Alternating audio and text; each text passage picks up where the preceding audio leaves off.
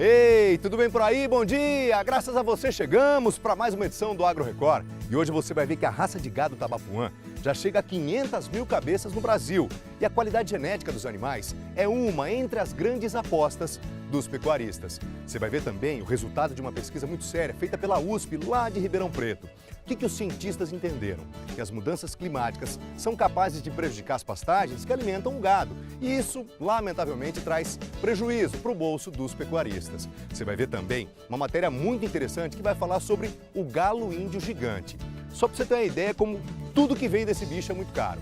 Você pagaria R$500 por um pintinho e R$2.500 por uma dúzia de ovos. Pois é, galo índio gigante, o nome já diz, bicho é bitelo, hein? E na receita da fazenda, você vai aprender a preparar a cocada recheada. Sobremesa hoje, hein? Uma delícia! Olha, faz assim, hein? Fique à vontade, seja bem-vindo, seja bem-vinda. Se aconchegue no sofá. O Agro Record já está no ar.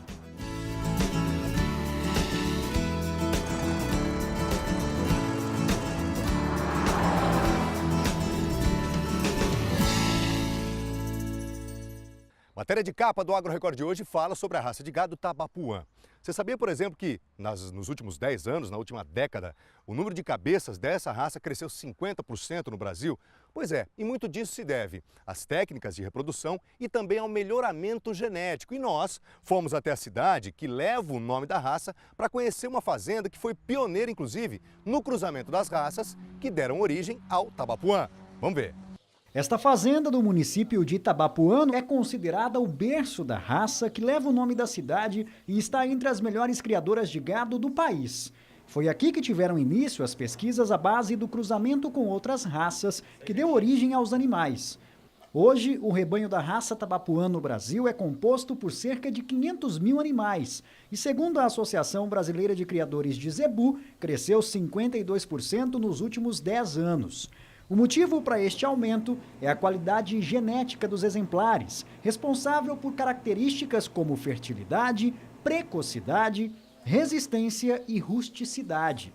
Justamente para manter a boa linhagem dos animais, aqui na propriedade os métodos de reprodução por inseminação artificial e fertilização in vitro são os mais utilizados. Nós trabalhamos com a IATF, que é a inseminação de tempo fixo. Essa inseminação de tempo fixo, a gente sincroniza as fêmeas para que elas deem o cio no mesmo dia e que a gente insemine elas todas no mesmo dia. O que isso ajuda? Ajuda muito na hora de você organizar a fazenda. Todos os bezerros nascem numa mesma época, você encurta uma estação de monta, você tem os animais nascendo praticamente na mesma época, então você organiza mais o trabalho, né? E nós temos a fecundação in vitro, que a gente trabalha, que é a FIV, né? Que a gente trabalha com as vacas superiores, então são as doadoras. É uma técnica que você faz uma aspiração do ovário, tira os oócitos e insemina em laboratório. É como se fosse um bebê de proveta.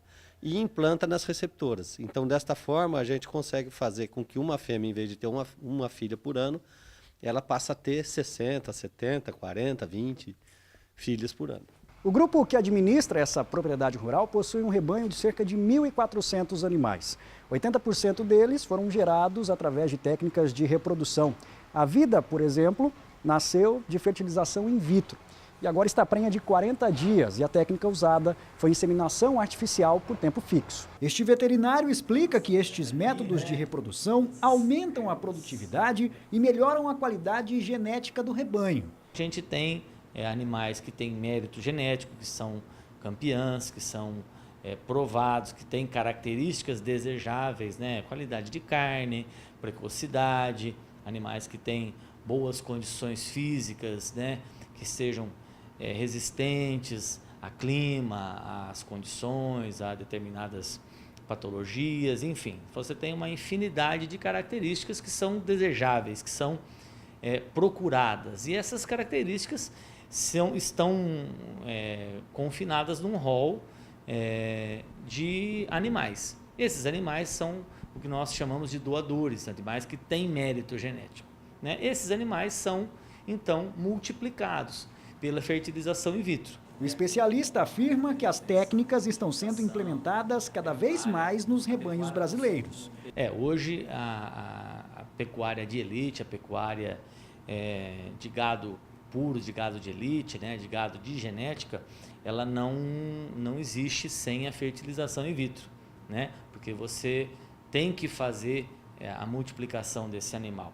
Então, você pega lá o óvulo da vaca, você pega o espermatozoide do touro, né? Todos com méritos, todos com a genética consistente, provada, e aí você fertiliza no laboratório, promove os embriões no laboratório, a fertilização in vitro, e esses embriões, depois de 7 dias aqui do processamento, são levados às barrigas de aluguel, são levados, né, à parte das receptoras. E aí, todas essas fêmeas, com menos valor genético, né, vão ser mães de potenciais campeões. O assunto agora é o aquecimento global. Pesquisas seríssimas como essa que a gente vai mostrar, feita por cientistas lá da USP de Ribeirão Preto, dizem e comprovam que essas mudanças climáticas e o aquecimento global, elas podem prejudicar não só a agricultura, como a pecuária também. Por quê? Porque as pastagens que alimentam o gado, elas podem ficar comprometidas e isso, lamentavelmente, gera prejuízo para o bolso de quem tenta sobreviver com base na pecuária. Vamos entender por quê. Edgar é criador de gado em Altinópolis. Ele usa apenas o pasto como alimentação para os animais e está preocupado. Eu penso hoje assim, ou eu não suplemento o meu gado. Então eu penso, ou eu vou ter que suplementar o meu gado, ou diminuir a quantidade de cabeça por hectare, né? Que é um problema também, você passa a diminuir a sua renda, né? Você não tem pasto mais para usar. O pasto garante uma boa economia com ração, mas isso pode mudar. Segundo uma pesquisa da USP de Ribeirão Preto, a mudança climática pode piorar a qualidade das pastagens. As temperaturas devem subir no mínimo 2 graus nas próximas décadas e o pasto pode perder proteína e ganhar mais fibra. As plantas, normalmente, quando enfrentam situações de clima adverso, não? Falta de água e aumento da temperatura que nós encontramos, eles tentam sobreviver. Tá? As plantas tentam sobreviver e aí então o que acontece? Elas ajustam sua fisiologia, seu crescimento e incrementam mais o sistema radicular, produzem menos biomassa na parte aérea e a biomassa produzida na parte aérea ele perde qualidade. Para manter o mesmo nível de produção, os pecuaristas vão precisar aumentar o gasto com ração. O gado vai precisar consumir mais alimento para alcançar o peso do abate. 90% da atividade pecuária se desenvolve em pasto. Tá? Então, o primeiro produtor de carne, por exemplo, bovina, produzida em pasto, no Brasil. E também para a produção de leite se usa o pasto. Mas ainda dá tempo do pecuarista se prevenir. O pesquisador dá as dicas. Tá? Então, tem produtores de leite, por exemplo, em Goiás, que já estão aplicando irrigação. Tá? Estão irrigando o pasto em sistema de pivota central, são 70 hectares deles irrigam o pasto e aí eles garantem pasto de boa qualidade o ano todo. Edgar já começou a pensar no que vai fazer daqui a alguns anos. Eu não vou plantar café preocupado em dar uma geada e você perdeu o que você fez. E com o gado também, na hora de eu adquirir mais gado na propriedade, eu vou diminuir. Eu não vou comprar mais gado, eu vou sempre ter um número menor para trabalhar com a quantidade certa no pasto. Primeira parada do Agro Record e já depois do intervalo tem as cotações da semana e você vai ver uma matéria interessante. Você pagaria R$500 por um pintinho e R$2.500 por uma dúzia de ovos. Pois bem, estou falando do galo índio gigante. Já você vai entender por que tudo que vem dele é bem caro, viu? Mas aguenta a mão aí, é depois do intervalo. Voltamos já.